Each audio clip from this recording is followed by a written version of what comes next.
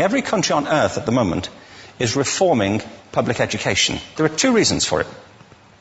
The first of them is economic. People are trying to work out, how do we educate our children to take their place in the economies of the 21st century? How do we do that?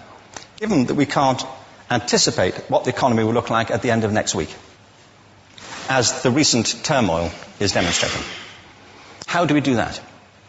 The second, though, is cultural. Every country on earth is trying to figure out, how do we educate our children so they have a sense of cultural identity and so that we can pass on the cultural genes of our communities while being part of the process of globalization. How do we square that circle? The problem is they're trying to meet the future by doing what they did in the past. And on the way, they're alienating millions of kids who don't see any purpose in going to school. When we went to school, we were kept there with a story, which was if you worked hard and did well and got a college degree, you would have a job. Our kids don't believe that. And they're right not to, by the way. You're better having a degree than not, but it's not a guarantee anymore. And particularly not if the route to it marginalizes most of the things that you think are important about yourself. Some people say we have to raise standards as if this is a breakthrough. You know, like, really, yes, we should. Why would you lower them? You know, I mean, I haven't come across an argument that persuades me of lowering them. But raising them, of course we should raise them. The problem is that the current system of education was designed and conceived and structured for a different age. It was conceived in the intellectual culture of the Enlightenment and in the economic circumstances of the Industrial Revolution. Before the middle of the 19th century, there were no systems of public education. Not really. I mean, you could get educated by Jesuits, you know, if you had the money. But public education, paid for from taxation, compulsory to everybody and free at the point of delivery, that was a revolutionary idea. And many people objected to it. They said it's not possible for many street kids, working class children, to benefit from public education. They're incapable of learning to read and write, and why are we spending time on this? So there's also built into it a whole series of assumptions about social structure and capacity. It was driven by an economic imperative of the time, but running right through it was an intellectual model of the mind, which was essentially the Enlightenment view of intelligence. That real intelligence consists in the capacity for a certain type of deductive reasoning and a knowledge of the classics originally, what we come to think of as academic ability. And this is deep in the gene pool of public education, that there are really two types of people, academic and non-academic, smart people and non-smart people. And the consequence of that is that many brilliant people think they're not, because they've been judged against this particular view of the mind. So we have twin pillars, economic and intellectual.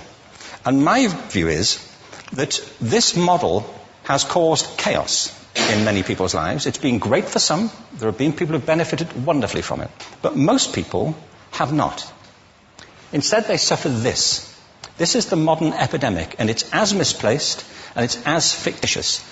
This is the plague of ADHD. Now, this is a map of the incidence of ADHD in America, or prescriptions for ADHD. Don't mistake me here. I don't mean to say there is no such thing as attention deficit disorder. I'm not qualified to say if there is such a thing. I know that a great majority of psychologists and paediatricians think there is such a thing. But it's still a matter of debate. What I do know for a fact is it's not an epidemic. These kids are being medicated as routinely as we had our tonsils taken out. And on the same whimsical basis, and for the same reason, medical fashion. Our children are living in the most intensely stimulating period in the history of the earth.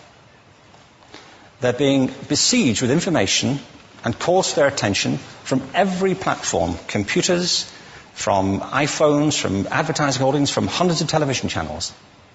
And we're penalizing them now for getting distracted.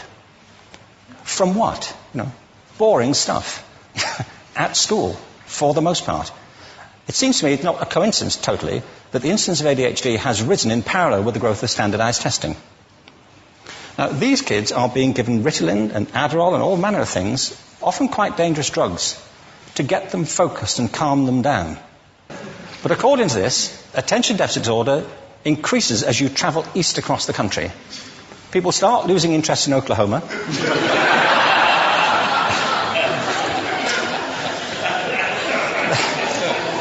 They can hardly think straight in Arkansas. And by the time they get to Washington, they've lost it completely. And there are separate reasons for that, I believe. It's a fictitious epidemic. If you think of it, the arts, and I don't say this exclusively of the arts, I think it's also true of science and of maths, but I say about the arts particularly because they are the victims of this mentality currently, particularly. The arts especially address the idea of aesthetic experience. An aesthetic experience is one in which your senses are operating at their peak, when you're present in the current moment, when you're resonating with the excitement of this thing that you're experiencing, when you are fully alive. An anesthetic is when you shut your senses off and deaden yourself to what's happening. And a lot of these drugs are that. We're getting our children through education by anesthetizing them. And I think we should be doing the exact opposite. We shouldn't be putting them asleep. We should be waking them up to what they have inside of themselves. But the model we have is this. I believe we have a system of education that is modeled on the interests of industrialism and in the image of it. I'll give you a couple of examples. Schools are still pretty much organized on factory lines, ringing bells, separate facilities, specialized into separate subjects. We still educate children by batches. We put them through the system by age group. Why do we do that? Why is there this assumption that the most important thing kids have in common is how old they are? It's like the most important thing about them is their date of manufacture. You know what I mean? Well, I know kids who are much better than other kids at the same age in different disciplines, or at different times of the day, or better in smaller groups than in large groups, or sometimes they want to be on their own. If you're interested in the model of learning, you don't start from this production line mentality. It's essentially about conformity, and increasingly it's about that as you look at the growth of standardized testing and standardized curricula. And it's about standardization. I believe we've got to go in the exact opposite direction. That's what I mean about changing the paradigm. There was a great study done recently of divergent thinking. Published a couple of years ago. Divergent thinking isn't the same thing as creativity. I define creativity as the process of having original ideas that have value. Divergent thinking isn't a synonym, but it's an essential capacity for creativity. It's the ability to see lots of possible answers to a question, lots of possible ways of interpreting a question, to think what Edward de Bono would probably call laterally, to think not just in linear or convergent ways, to see multiple answers, not one. So, there are tests for this. One kind of cod example would be, people might be asked to say, how many uses can you think of for a paperclip? Well, those routine questions. Most people might come up with 10 or 15. People who are good at this might come up with 200. And they do that by saying, well, could the paperclip be 200 foot tall and be made out of foam rubber? Does it have to be a paperclip as we know it, Jim? Now, there are tests for this, and they gave them to 1,500 people. This is in a book called Breakpoint and Beyond. And on the protocol of the test, if you scored above a certain level, you'd be considered to be a genius at divergent thinking. Okay? So my question to you is, what percentage of the people tested, of the 1,500, scored at genius level for divergent thinking? Now, you need to know one more thing about them. These were kindergarten children. So what do you think? What percentage at genius level? 80. 80, okay. 98%. Now, the thing about this was it was a longitudinal study. So they retested the same children 5 years later, age of 8 to 10. What do you think? 50? They retested them again 5 years later, ages 13 to 15. You can see a trend here, can't you? Now, this tells an interesting story, because you could have imagined it going the other way, couldn't you? You start off not being very good, but you get better as you get older. But this shows two things. One is we all have this capacity, and two, it mostly deteriorates. Now, a lot of things have happened to these kids as they've grown up. A lot. But one of the most important things that happened to them, I'm convinced, is that by now they've become educated. They've spent 10 years at school being told there's one answer, it's at the back.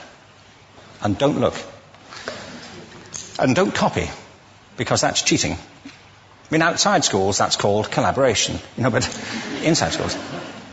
Now, this isn't because teachers want it this way. It's just because it happens that way.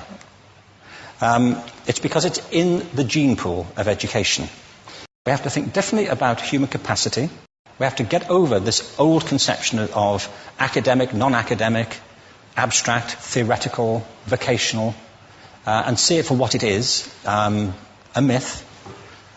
Secondly, we have to recognise that most great learning happens in groups, that collaboration is the stuff of growth. If we atomise people and separate them and judge them separately, we form a kind of disjunction between them and their natural learning environment.